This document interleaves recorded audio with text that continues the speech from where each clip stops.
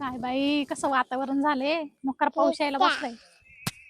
एक तर ते गळ्याचे काम मला करावं लागू राहिले. सवयता घालाय मला आता.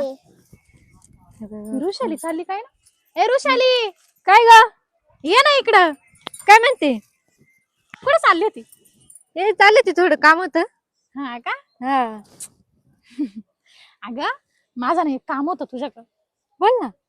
कोणी गडी भेटेल का ग? गडी आमचा आहे ना गडी. अगं तर तुमचा गडी परत ते सासूबाई माहिती ना किती डेंजर आहे.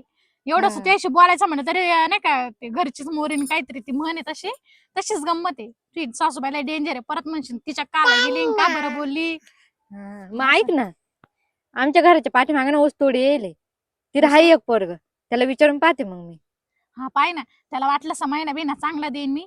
कारण तुला माहिती माझा नवरा बाहेर कंपनीत कामाला आहे. इथं कोण सासूबाई मी आणि सासऱ्यांकडनं काम होत नाही. सगळे काम मला पाहावं लागत आहे. माझा जीव घेते मग.